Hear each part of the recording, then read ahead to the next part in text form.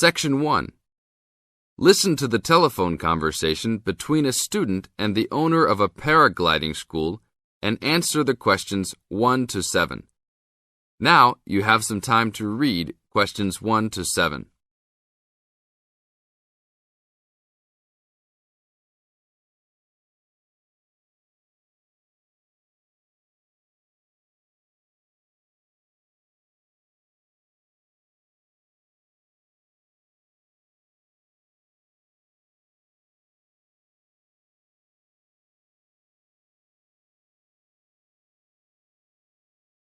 Hello, Paraglider's Paradise. How can I help you? Oh, hi. I'm interested in doing a course in paragliding. Which course are you interested in? Well, I'm not sure. What's available? We've got the introductory course, which lasts for 2 days. Okay. Or there's the 4-day beginner's course. There's also the elementary pilot course, which takes 5 to 6 days, depending on conditions. We might try the beginner's course. What sort of prices are we looking at? The introductory is $190. The beginner's course, which is what you'd probably be looking at, is $320. No, sorry, $330. It's just gone up. And the pilot course is $430. Right. And you also have to become a member of our club so that you're insured. That'll cost you $12 a day. Everyone has to take out insurance, you see. Does that cover me if I break a leg? No, I'm afraid not. It's only third party and covers you against damage to other people or their belongings, but not theft or injury. You would need to take out your own personal accident insurance. I see.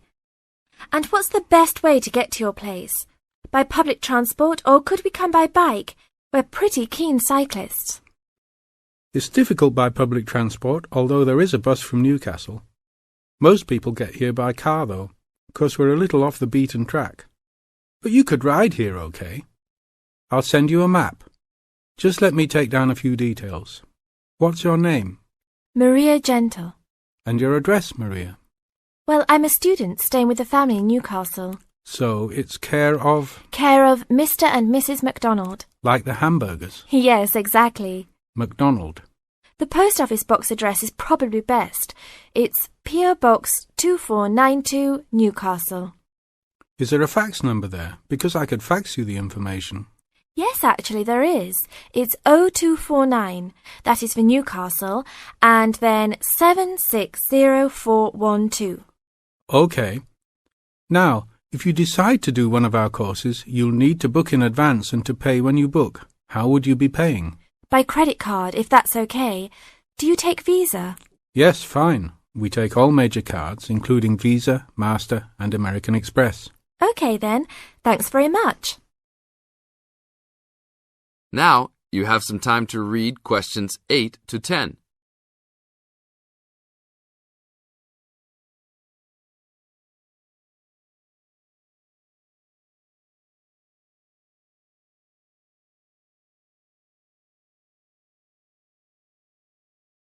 As the conversation continues, answer questions 8 to 10. Hi, Pauline. Hi, Maria. What's that you're reading? Just some information from a paragliding school. It looks really good fun. Do you fancy a go at paragliding? Sure. Do you have to buy lots of equipment and stuff? Not really. The school provides the equipment, but we'd have to take a few things along. Such as? Well, it says here, clothes wear stout boots, so no sneakers or sandals, I suppose. And clothes suitable for an active day in the hills, preferably a long-sleeve t-shirt. That's probably in case you land in the stinging nettles. It also says we should bring a packed lunch. We do not recommend soft drinks or flasks of coffee. Water is really the best thing to drink. We'd also need to bring suntan lotion and something to protect your head from the sun. Okay, that sounds reasonable. And where would we stay? Well, look, they seem to operate a campsite too, because it says here that it's only $10 a day to pitch a tent. That'd be fine, wouldn't it? And that way we'd save quite a bit, because even a cheap hotel would cost money. Or perhaps we could stay in a bed and breakfast nearby. It gives a couple of names here we could ring. I think I might prefer that. Hotels and youth hostels would all be miles away from the farm, and I don't fancy a caravan. No, I agree. But let's take a tent and pray for good weather.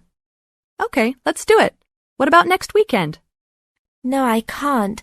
I'm going on a geography field trip. And then it's the weekend before exams, and I really need to study. Okay then. Let's make it the one after the exams. Fine. We'll need a break by then. Can you ring and... This is the end of Section 1. You now have half a minute to check your answers.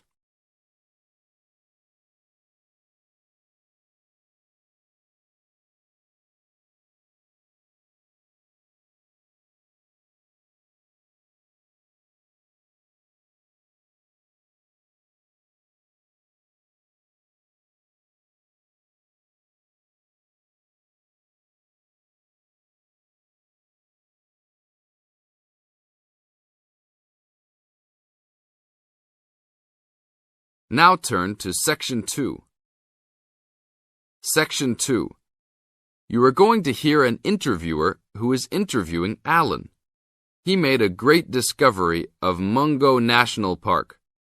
First look at questions 11 to 15.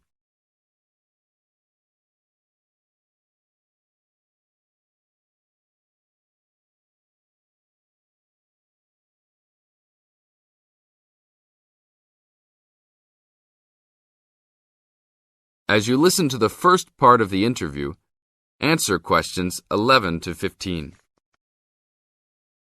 An event occurred in 1996 over a period of 3 days that attracted considerable attention at the time and led to a new find in Mungo National Park, which is the focal point of the Willandra Lakes World Heritage Area in New South Wales, Australia. I talked to Alan Moore, the organizer of this trip, about his experience. Alan, what was the purpose of your trip? Well, as you know, I love the outback and lead tours of people wanting to go into more remote parts of the country. However, I thought it was time for me too to have a holiday. So I packed up my family and we went to Mungo National Park. Why did you choose this location? It holds a record of Aboriginal life stretching back over 40,000 years. And of course, I wanted my young kids to be amazed by the main feature of the park, the remarkable Walls of China, as they're called, where wind and water erosion have exposed this long history. I see. What was the weather like? It was unusual for that time of year. The rain was just one continual downpour after another. We were always soaked to the skin. So we decided to cut our holiday short and only stayed 3 days in the end. However, it was eventful. The obvious problem was to get back to the nearest town, a small place called Burunga. But the dirt roads out there are always impassable after rain, so we settled down for a long, wet wait in the park. We didn't really mind because the scenery was so interesting. However, the kids wandered away without our noticing, and eventually we realized they must be lost. So we used our two-way radio to contact the park rangers and the police, and a helicopter was sent. Luckily, the kids were found within a few hours, but they'd made an important discovery. Now look at questions 16 to 20.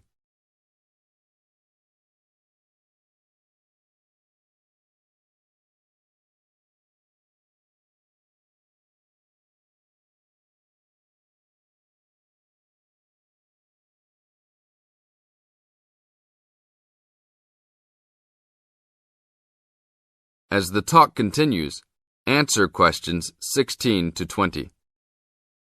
So, the trip was also eventful for another reason, wasn't it? Yes. They led us to some ancient Aboriginal art. The kids had taken shelter in a very small, low cave that was difficult to see from the outside.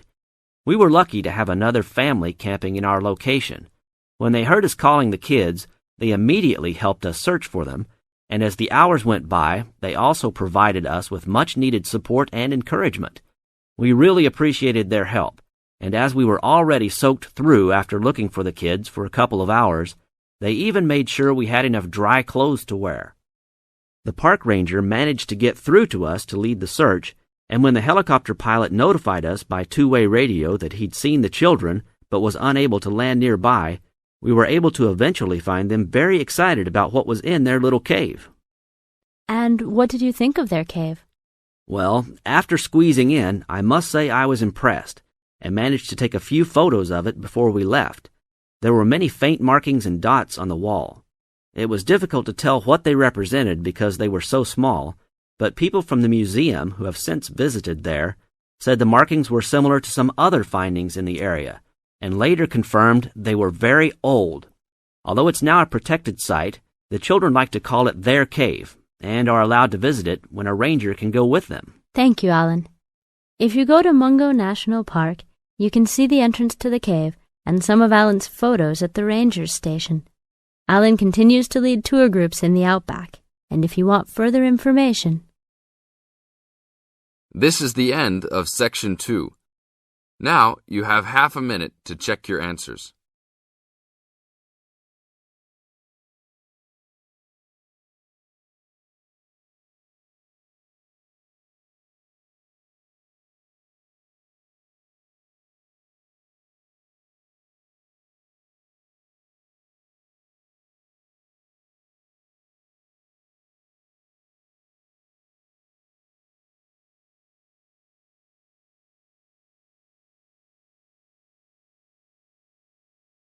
Section 3. You are going to hear a conversation between Sally and Ben. They are new college students. You now have some time to read questions 21 to 25.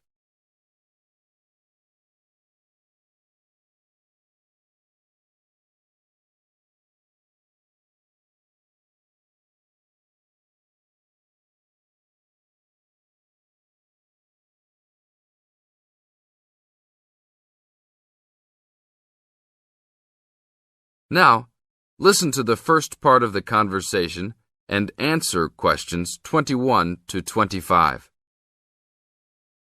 Hi, Ben. Sally. How are you? Fine. I wondered if I'd run into you. When did you get here? I only arrived last night, just in time. I prefer to travel on Sundays to miss the working rush. I suppose you arrived in plenty of time. Oh, I've been here for 4 days now, so it must have been Thursday that I arrived. I like to have a good chance to look around and settle in. I should have come earlier too. I'm hoping to get a part-time job. Well, you've no time today, I suppose. Do you still plan to be an architect? Yes, it's what I've always wanted to do. And you were planning to do economics, weren't you? Yes, I was, but now I've decided on psychology instead. How many textbooks do you have to get? I've been given this long list, and I'm sure they'll cost a fortune. See?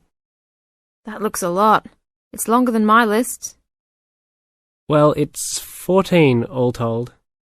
So I might use library copies instead of buying some of them. What about you? I'll probably buy the whole lot of mine because I only have 5 on my list, although I'm sure there are many more I'll have to read. Luckily, we don't have to read them all straight away. Have you got your class timetable yet? It came with the book list. When do your lectures start? Tuesday. That's tomorrow. How about yours? Oh, I've got an extra day, the day after yours start. Now you have some time to read questions 26 to 30.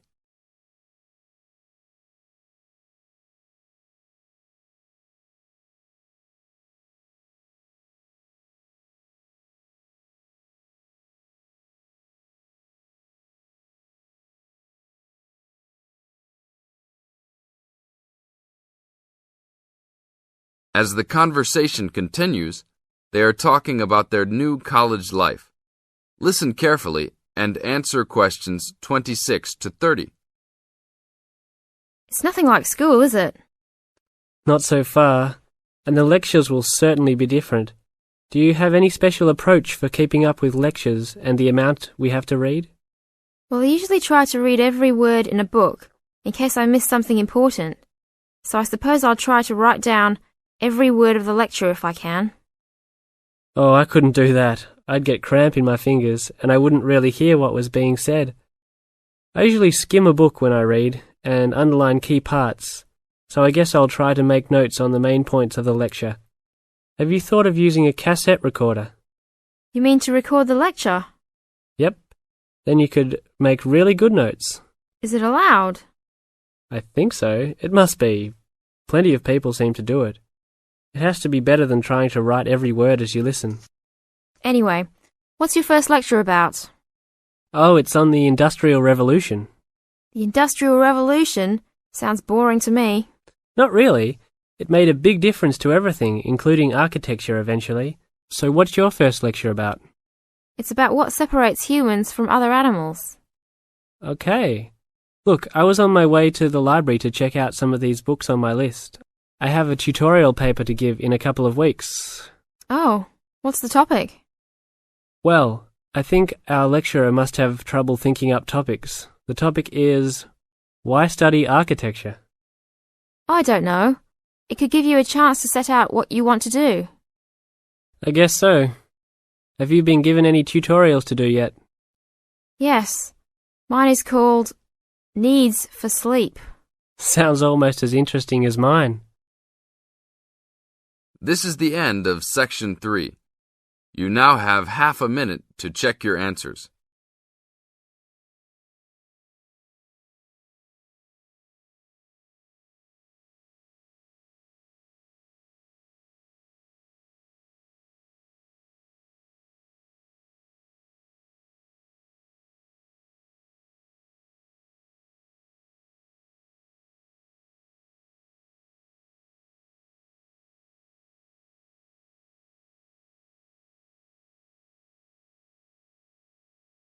Now turn to Section 4. Section 4. In this section, you are going to hear a talk introducing the courses and entry requirements of the Department of Psychology. You now have some time to look at questions 31 to 35.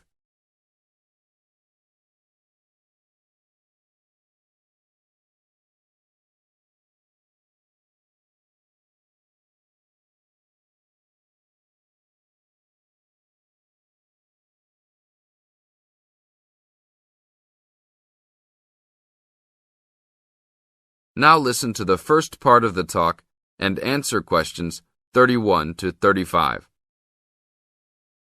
Good morning and welcome to the Department of Psychology's Information Day for new and intending students. I'm the head of the department and today we plan to give you a clear idea of the main courses we offer, their entry requirements, duration, and the types of jobs you might obtain after gaining these qualifications. During the course of the day, I hope you will take the opportunity to talk to staff and attend information sessions for particular courses that may interest you. Some of these courses are open to school leavers, but some have particular entry requirements, so it is important to note these. Firstly, the Certificate in Psychology is offered as a 6-month course for those wanting a general introduction to the subject for personal or work-related purposes. There are no specific entry requirements. At undergraduate diploma level, we provide a 1-year diploma in psychology course, designed for those already in employment, whose work and previous training is not in psychology. There are no particular entry requirements, and students in this course usually take it to help them progress into their careers. For a major in psychology, we offer a 3-year degree course called a Bachelor of Arts, after which students can go on to take other courses if they want to specialise in psychology. The only requirement for this course is the usual undergraduate admission to university. Now, for the more specialised courses in psychology, we offer a master's degree to be taken over 18 months. This can be by research or coursework, but entry to this programme is only through first gaining a degree in psychology. That means you must have a degree majoring in psychology. And lastly, for those wanting clinical qualifications at postgraduate level, we offer a diploma in clinical psychology over a 12-month period, usually called Clinical Psychology Diploma, for short. The minimum entry requirement for this programme is an appropriate honours degree. Now look at questions 36 to 40.